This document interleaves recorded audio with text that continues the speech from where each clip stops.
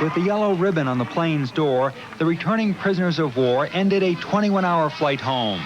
There was Army Major Rhonda Scott Hornum of East Aurora, New York, Lieutenant Jeffrey Zahn, a Naval Academy graduate, and on the left, fellow Navy aviator Lieutenant Robert Wetzel, who grew up in Metuchen, New Jersey. The thoughts of home during the weeks of captivity were finally reality.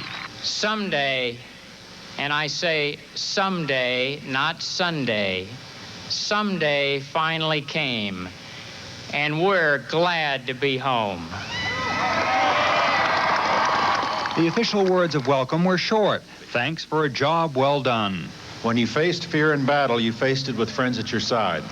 But you've also faced fear in solitary cells, alone, unarmed, and vulnerable. Cheney may have been referring to Lieutenant Zahn, who, under obvious distress, made an anti-American statement on Iraqi TV. Zahn's friends believe that forced statement backfired on Saddam. He galvanized the people against Saddam Hussein and put them behind the troops, to tell you the truth. Major Cornum was one of the most seriously injured Americans. Her family provided a great reunion despite her 2 broken arms, facial and knee injuries, and a broken hand. In general, there was a desire for privacy. You'll excuse us now. We'd have some time to make up with our families. Thank you all very much, and God bless. Later, Robert Wetzel's parents spoke about what kept their son going.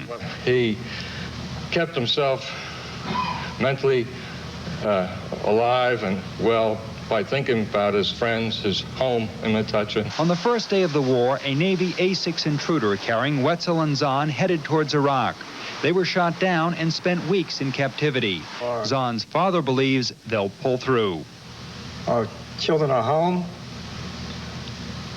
without too much damage to them. The former POWs are expected to stay about a week in area military hospitals and then finally be released to go all the way home. At Andrews Air Force Base outside of Washington, Jim Gately, Channel 9 News. Norton Air Force Base in San Bernardino, California was the scene of another homecoming today. Crowds cheered, flags waved, and 400 smiling Marines got a hearty welcome home. It was star treatment all the way for the returning service people. Some kids even got autographs. The troops are now bound for bases at 29 Palms and Camp Pendleton, also in California. And thousands of people showed their support for U.S. troops at a victory celebration in Sandy Hook today. Matthew Schwartz has that part of the story.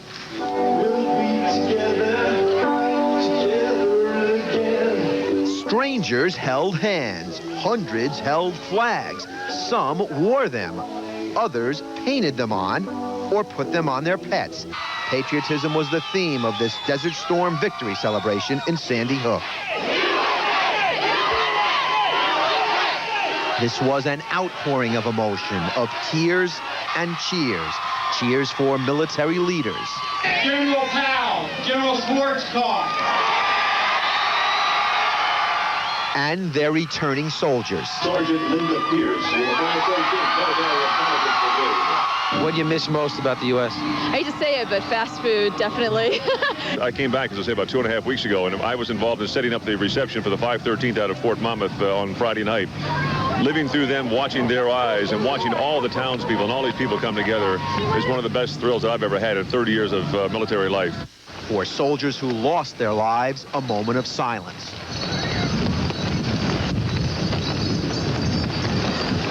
Silence is mixed with anxiety for 2 women here. Their sons remain in the Gulf. I want him home. I want him home as soon as possible. I'm sure he's safe. We haven't heard any word otherwise, but we haven't gotten a call yet from him. We're waiting. Scudbuster buttons right over here. Iraq and roll.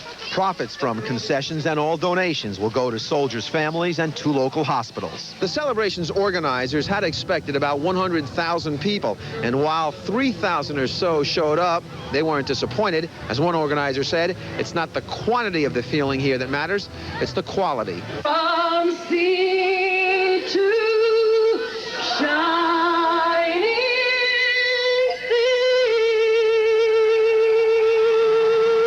Matthew Schwartz, Channel 9 News.